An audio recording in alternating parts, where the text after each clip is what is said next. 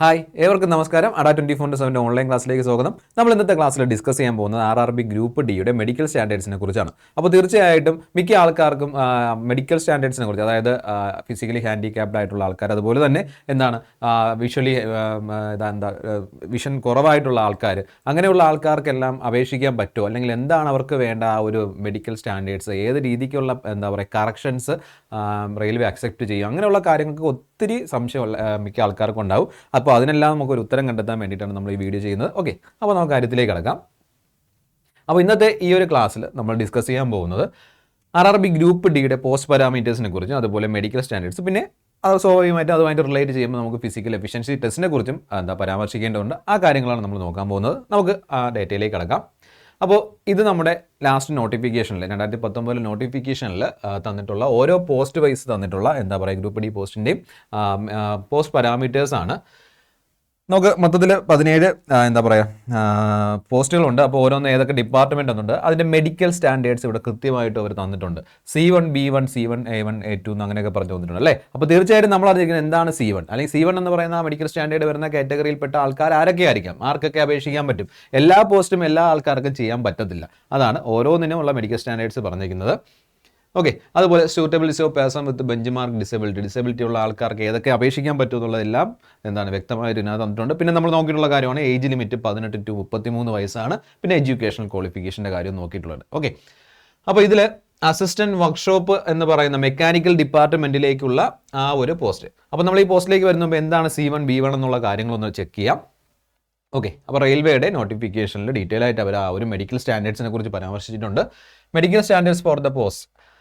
അപ്പോൾ അതിൽ A2 എന്ന് പറയുന്ന physically fit in all aspects ആണ് ജനറൽ ഫിറ്റ്നസിൻ്റെ ഇതിൽ പറഞ്ഞിരിക്കുന്നത്. അതിൻ്റെ കൂടെ വിഷ്വൽ ആക്ടിവിറ്റിയിലേക്ക് വരുമ്പോഴത്തേക്കും ഡിസ്റ്റൻറ്റ് വിഷൻ 6/9 6/9 വിത്തൗട്ട് ഗ്ലാസസ് ആണ് കേട്ടോ. വിത്തൗട്ട് ഗ്ലാസ്സിൽ 6/9 എന്ന് പറയുന്ന ആ ഒരു പവർ ഉണ്ടായിരിക്കണമെന്ന് പറഞ്ഞിരിക്കുന്നത്. നിയർ വിഷൻ, ഡിസ്റ്റൻറ്റ് വിഷനിൽ കേട്ടോ, നിയർ വിഷൻ 0.6 ആണ് പറഞ്ഞിരിക്കുന്നത്. അത് വിത്തൗട്ട് ഗ്ലാസസ് ആണ് പറഞ്ഞത് കേട്ടോ. Must pass test for colour vision, binocular vision, night vision, mesopic vision etcetera അല്ലേ.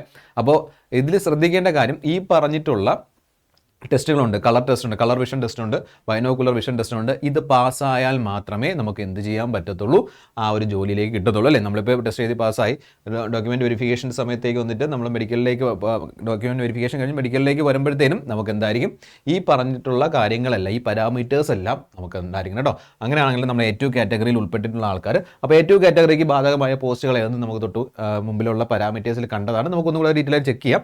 ആദ്യം ഈ കാര്യങ്ങളൊന്ന് നോക്കാം കേട്ടോ. അടുത്ത A3 എന്ന് പറയുന്നത് physically fit in all respects ആയിരിക്കണം.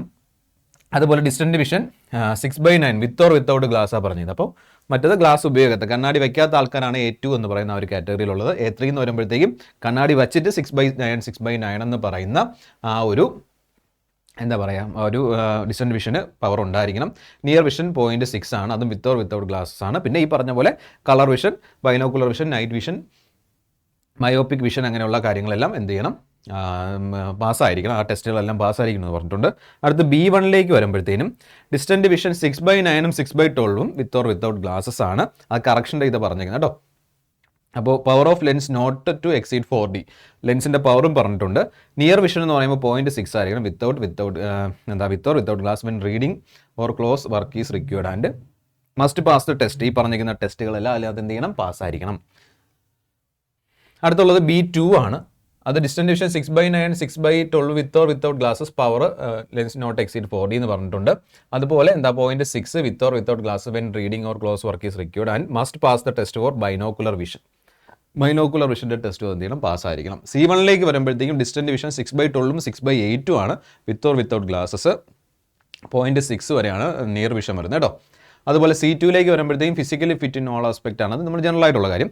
ഡിസ്റ്റൻറ്റ് വിഷൻ 6/12 നിൽ വിത്ത് ഓർ വിത്തൗട്ട് ഗ്ലാസസ് എന്നാണ് പറഞ്ഞത്, വിത്ത് ഓർ വിത്തൗട്ട് ഗ്ലാസ് പറഞ്ഞാൽ. നിയർ വിഷൻ വരുമ്പോഴത്തേക്കും 0.6 ആണ്, combined with or without glass wear reading or close work is required. അപ്പോൾ ഓരോ A2 എന്ന് പറയുമ്പോഴത്തേക്കും ഫുള്ളായിട്ട് നല്ല വിഷനുള്ള ആൾക്കാർ, പിന്നെ ഓരോ വിഷൻ സ്റ്റാൻഡേർഡ്സ് കുറഞ്ഞു വരുന്ന കാര്യമാണ് ബാക്കി പറഞ്ഞിരിക്കുന്നത്. അതിൻ്റെ കറക്ഷൻ വിത്ത് ഗ്ലാസ് വരുമ്പോഴത്തേക്കും കറക്ഷൻ ഉള്ളതാണ് കേട്ടോ. കണ്ണാടി വയ്ക്കുമ്പോൾ നമ്മൾ നമ്മുടെ കാഴ്ചയ്ക്ക് ഉള്ള പ്രശ്നം പരിഹരിക്കാൻ വേണ്ടിയിട്ടാണ് കണ്ണാടി വയ്ക്കുന്നത്. പക്ഷേ ഇതെല്ലാം വളരെ കീനായിട്ട് എന്ത് ചെയ്യും, റെയിൽവേ ടെസ്റ്റ് ചെയ്യും. അപ്പോഴത്തേക്കും അതിൽ നമ്മൾ എന്ത് ചെയ്യുക, ഇത് ചെയ്യാൻ പറ്റിയിട്ടില്ല എന്നുണ്ടെങ്കിൽ മിക്കപ്പോഴും നമുക്ക് അക്സെപ്റ്റ് ചെയ്യാൻ പറ്റാത്ത കാര്യങ്ങളാണ് നമ്മുടെ നമ്മുടെ എന്താ പറയുക നമ്മുടെ ഈ കണ്ണിനകത്ത് സർജറി ചെയ്തിട്ടുണ്ടെങ്കിൽ അത് അവർ അക്സെപ്റ്റ് ചെയ്തില്ല. അതുപോലെ തന്നെ എന്തെങ്കിലും ജെനറ്റിക് ഡിസോർഡേഴ്സ് ഒക്കെ ഉണ്ടെങ്കിൽ അത് എന്ത് ചെയ്തില്ല, അത് കണ്ണുമായിട്ട് ബന്ധപ്പെട്ട കാര്യങ്ങൾ കേട്ടോ, അതിനുള്ള ഇങ്ങനെ അവർ അക്സെപ്റ്റ് ചെയ്യില്ല. അങ്ങനെയുള്ള കാര്യങ്ങളൊക്കെ ഉണ്ട്. അപ്പോൾ എന്തുകൊണ്ട് തനിക്ക് റെയിൽവേയുടെ ജോലിയിൽ അല്ലെങ്കിൽ മെഡിക്കലിലേക്ക് വന്ന് പരീക്ഷ എഴുതി ബാക്കി കാര്യങ്ങളൊക്കെ കഴിഞ്ഞു, എന്താ പറയുക, മെഡിക്കലിലേക്ക് വന്നപ്പോൾ ഫെയിലായി എന്നും നമ്മുടെ നന്ദിനി മിസ്സിൻ്റെ ഒരു വീഡിയോ നമ്മുടെ യൂട്യൂബ് ചാനലിൽ കിടപ്പുണ്ട്. കൃത്യമായിട്ട് അത് നോക്കിക്കഴിഞ്ഞാൽ എന്തുകൊണ്ടാണ് ഞാൻ ഈ പറഞ്ഞ കാര്യങ്ങളൊക്കെ തന്നെയാണ്. ഓക്കെ, അപ്പോൾ അത് നിങ്ങളൊന്ന് ചെക്ക് ചെയ്ത് നോക്കുക. ഇനി നമുക്ക് നമ്മുടെ കാര്യത്തിലേക്ക് കിടക്കാം. നമ്മൾ കണ്ടു കഴിഞ്ഞു, ഓരോ മെഡിക്കൽ സ്റ്റാൻഡേർഡ്സും നമ്മൾ കണ്ടു കഴിഞ്ഞു. അപ്പോൾ ഓരോ പോസ്റ്റും നോക്കുക. അസിസ്റ്റന്റ് വർക്ക്ഷോപ്പ് വരുമ്പോഴത്തേക്ക് C1 സ്റ്റാൻഡേർഡ് ഉണ്ടാവണം. C1 സ്റ്റാൻഡേർഡ് എന്ന് പറഞ്ഞാൽ കാഴ്ച പരിമിത ആൾക്കാർക്കും എന്ത് ചെയ്യാൻ പറ്റും, അപ്ലൈ ചെയ്യാൻ പറ്റും എന്നതാണ്. അതുപോലെ അതിൻ്റെ എന്താ പറയുക, ബെഞ്ച് മാർക്ക് ഡിസേബിൾഡ് പേഴ്സൺ അപേക്ഷിക്കാൻ പറ്റും എന്നുള്ള കാര്യം നിങ്ങൾ നോക്കുക. അത് നോക്കുമ്പോൾ എഞ്ചിനീയറിംഗ് ബ്രാഞ്ചാണ്. അസിസ്റ്റന്റ് ബ്രിഡ്ജ് വരുമ്പോൾ എഞ്ചിനീയറിംഗ് ആണ്, അത് B1 ആണ്. അസിസ്റ്റന്റ് C&W മെക്കാനിക്കൽ, അത് B1 ആണ്. Assistant report and stores. അപ്പോൾ അങ്ങനെ ഓരോന്നിനുമുള്ള ഓരോ പോസ്റ്റുകൾക്കുമുള്ള എന്താ പറയുക കാര്യങ്ങൾ പറഞ്ഞു നമുക്ക് തന്നിട്ടുണ്ട്. ഓക്കെ, അതിൽ നമ്മുടെ പോയിന്റ്സ് ഹോസ്പിറ്റൽ അസിസ്റ്റന്റ് ഉണ്ട്, ട്രാക്ക് മെയിൻ്റനർ ഉണ്ട്, പിന്നെ അസിസ്റ്റന്റ് വർക്ക്ഷോപ്പ് ഉണ്ട്, അസിസ്റ്റന്റ് വർക്ക്സ് ഉണ്ട്, ഇതെല്ലാം എഞ്ചിനീയറിംഗ് ഡിപ്പാർട്ട്മെന്റ് ആണ്. അപ്പോൾ ഇലക്ട്രിക്കൽ എഞ്ചിനീയറിംഗ് ഉണ്ട്, സിഗ്നൽ ഉണ്ട് കേട്ടോ. അപ്പോൾ ആ കാര്യങ്ങളെല്ലാം നിങ്ങളൊന്ന് നോക്കിക്കൊള്ളുക. ഇത്രയാണ് നമ്മുടെ ഗ്രൂപ്പ് ഡിയുടെ മെഡിക്കൽ സ്റ്റാൻഡേർഡ്സ്. അപ്പോൾ ഏതൊക്കെ പോസ്റ്റുകൾക്ക് നിങ്ങളുടെ വിഷൻ പവറും ഗ്ലാസ് വെച്ചതിന് ശേഷമുള്ള പവർ, അത് കറക്ഷൻ വന്നതിന് ശേഷമുള്ള പവറും എല്ലാം നിങ്ങൾക്ക് കൃത്യമായിട്ട് അറിയാം. അപ്പോൾ അത് ആ ഡീറ്റെയിൽസ് വെച്ച് നിങ്ങൾ ചെക്ക് ചെയ്ത് നോക്കുക, ഈ പോസ്റ്റുകളിലേക്ക് നിങ്ങൾക്ക് അപേക്ഷിക്കാൻ പറ്റുമോ ഇല്ല എന്നുള്ള കാര്യം. പോസ്റ്റ് പാരാമീറ്റേഴ്സ് കൃത്യമായിട്ടും നമ്മുടെ റെയിൽവേയുടെ നോട്ടിഫിക്കേഷൻ, അതായത് ഗ്രൂപ്പ് ഡിയുടെ നോട്ടിഫിക്കേഷനകത്ത് നമുക്ക് അവൈലബിൾ ആയിരിക്കും. ഇത് മുൻ നോട്ടിഫിക്കേഷനിൽ വന്നിട്ടുള്ള സ്റ്റാൻഡേർഡ് വെച്ച് നമ്മൾ ഈ പറയുന്നത് ഇത് തന്നെയായിരിക്കും ഇനിയുള്ള ഇതിനകത്ത് വരാൻ പോകുന്നത് കേട്ടോ.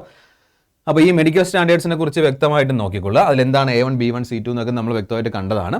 അപ്പോൾ ഇതാണ് മെഡിക്കൽ സ്റ്റാൻഡേർഡ്സ്. അപ്പോൾ ഇത് കഴിഞ്ഞിട്ടാണ് നമ്മൾ എന്ത് ചെയ്യുന്നത്, ഇതിൻ്റെ ഫിസിക്കൽ എഫിഷ്യൻസി ടെസ്റ്റ് കഴിഞ്ഞിട്ടായിരിക്കും നമുക്ക് ഇതിലേക്ക് വരുന്നത്. അപ്പോൾ ഫിസിക്കൽ എഫിഷ്യൻസി ടെസ്റ്റും ജസ്റ്റ് ഒന്ന് നിങ്ങൾ ഓർത്ത് വെച്ചേക്കുക, അതിന് വേണ്ടിയിട്ട് ഞാൻ എടുത്തിട്ടതാണിത് കേട്ടോ. അപ്പോൾ male candidates should be able to lift and carry 35 kilogram of weight or distance of 100 meters in 2 minutes without putting the weight down. Weight തറയിടാതെ എന്ത് ചെയ്യുക, ലിഫ്റ്റ് ചെയ്തുകൊണ്ട് എത്ര 100 meters in 2 minutes 2 minutes കൊണ്ട് എത്രയാണ് 100 meter എന്തെങ്കിലും ലിഫ്റ്റ് ചെയ്യണമെന്നുള്ളതാണ്, തറയിലിടാതെ. അതുപോലെ should be able to run for a distance of 1000 meters in 4 minutes. 1 kilometre 4 minute 15 second കൊണ്ട് എന്തെങ്കിലും ഓടിയെത്തണം. അത് നമ്മുടെ ഫീമെയിൽ ക്യാൻഡിലേക്ക് വരുമ്പോഴത്തേക്കും 20 കിലോഗ്രാമാണ്, 100 മീറ്റർ 2 മിനിറ്റ് കൊണ്ട് എന്തെങ്കിലും കവർ ചെയ്യണം. മറ്റേതെന്ന് പറയുമ്പോൾ 1 കിലോമീറ്റർ 5 മിനിറ്റ്സ് 40 സെക്കൻഡിലേക്ക് എന്ത് ചെയ്യുക, ഓടിയെത്തുക എന്നുള്ളതായിരിക്കും ഈ ഫിസിക്കൽ എഫിഷ്യൻസി ടെസ്റ്റും പറയുന്നത് കേട്ടോ. അപ്പോൾ ഇത്രയും കാര്യങ്ങൾ നോക്കിക്കൊള്ളുക, ഈ മെഡിക്കൽ സ്റ്റാൻഡേർഡ്സ് നിങ്ങൾക്ക് പറ്റുമെന്നുള്ളത്. അതുപോലെ നമ്മൾ ഫിസിക്കലിലേക്ക് പോകുമ്പോഴത്തേനും ഇത്രയും കാര്യങ്ങളാണ് ചെയ്യേണ്ടത്. ഇതിന് വേണ്ടിയിട്ടുള്ള തയ്യാറെടുപ്പുകൾ നിങ്ങൾ നടത്തുക കേട്ടോ. ശരി, ഓക്കെ. ഇനി നമ്മുടെ അഡ 24/7 ആപ്പ്, നിങ്ങൾക്ക് ആവശ്യമായിട്ടുള്ള സ്റ്റഡി മെറ്റീരിയൽസ് എല്ലാം ഈ ആപ്പിനകത്ത് അവൈലബിൾ ആയിരിക്കും. നിങ്ങൾ എന്ത് ചെയ്യുക, നമ്മുടെ ഡിസ്ക്രിപ്ഷൻ ബോക്സിൽ ഇതിൻ്റെ ലിങ്ക് നൽകിയിട്ടുണ്ട്. അതുവഴി നിങ്ങൾ ആപ്പ് ഇൻസ്റ്റാൾ ചെയ്യുക. ആപ്പ് ഇൻസ്റ്റാൾ ചെയ്ത് നിങ്ങൾ അതിനകത്തുള്ള കണ്ടൻസ് എല്ലാം ആക്സസ് ചെയ്യുക. വിവിധ ജോബ് അലർട്ട്സ് നിങ്ങൾക്ക് കിട്ടും. Subject wise quizzes, daily quizzes ഉണ്ടാവും, ഡെയിലി കറണ്ട് അഫേഴ്സ് ഉണ്ടാവും, മാഗസിൻസ് ഉണ്ടാവും, നോട്ട്സ് ആൻഡ് ആർട്ടിക്കിൾസ്, അതായത് PDF-ഉം നിങ്ങൾക്ക് പഠിക്കാൻ ആവശ്യമായുള്ള ക്വസ്റ്റ്യൻസിൻ്റെ കളക്ഷനും, അങ്ങനെ എല്ലാ കാര്യങ്ങളും. ഏറ്റവും ഇമ്പോർട്ടൻ്റ് നമുക്ക് പ്രാക്ടീസ് ചെയ്യുക എക്സാംസ് വേണമെന്നുള്ളതാണ്. എക്സാംസ് എഴുതിയിട്ട് നമുക്കത് അനാലിസിസ് ചെയ്യണം അല്ലേ, വെറുതെ നമ്മൾ ആൻസർ മാർക്ക് ചെയ്ത് പോകുന്നില്ല. എവിടെയാണ് തെറ്റിയത്, അതിൻ്റെ കറക്റ്റ് ആൻസർ എന്താണ്. അപ്പോൾ ഡിഫറെൻറ്റ് ക്വസ്റ്റ്യൻസ് നമുക്ക് കിട്ടും. അതുപോലെ അതിൻ്റെ അനാലിസിസ് ചെയ്യും, നമ്മുടെ വീക്കർ ആൻഡ് സ്ട്രോങ്ങർ പോർഷൻസ് നമുക്ക് ഐഡൻറ്റിഫൈ ചെയ്യാൻ പറ്റും. അങ്ങനെ പ്രാക്ടീസ് ചെയ്ത് പഠിക്കാം കേട്ടോ. അങ്ങനെ പല വിവിധ പരീക്ഷയ്ക്ക് വേണ്ടിയിട്ടുള്ള പ്രാക്ടീസ് എക്സാംസ് ആണ് നിങ്ങൾക്ക് ഡെയിലി ക്വിസസ് ആയിട്ട് നൽകുന്നത്. അതെല്ലാം നിങ്ങൾക്ക് ആക്സസ് ചെയ്യാൻ പറ്റും. ഓക്കെ, അപ്പോൾ ഇത്രയും കാര്യങ്ങൾ നോക്കുക. അപ്പോൾ വീഡിയോ ഇഷ്ടപ്പെട്ടെങ്കിൽ എന്ത് ചെയ്യുക, തീർച്ചയായിട്ടും നിങ്ങൾ ലൈക്ക് ചെയ്യുക. അതുപോലെ നിങ്ങളുടെ സുഹൃത്തുക്കളിലേക്ക് ഇത് എന്ത് ചെയ്യുക, ഷെയർ ചെയ്തെത്തിക്കുക. എല്ലാവർക്കും യൂസ്ഫുൾ ആയിട്ടുള്ള ഇൻഫർമേഷനാണ് നമ്മൾ ഷെയർ ചെയ്ത്. എന്തെങ്കിലും ഡൗട്ട്സ് ഒക്കെ ഉണ്ടെങ്കിൽ തീർച്ചയായിട്ടും കമൻറ്റ് ബോക്സിൽ രേഖപ്പെടുത്തുക കേട്ടോ. അപ്പോൾ അതിൻ്റെ റിപ്ലൈ വരുന്നതായിരിക്കും. അതല്ലാതെ സെപ്പറേറ്റ് വീഡിയോ ആയിട്ട് ചെയ്യേണ്ടതാണെങ്കിൽ നമുക്ക് അങ്ങനെ ചെയ്യാം. അപ്പോൾ ഈ കാര്യങ്ങളെല്ലാം നോക്കിക്കൊള്ളുക. എല്ലാവർക്കും എല്ലാവിധ ആശംസകളും നേരുന്നു. Thank you all.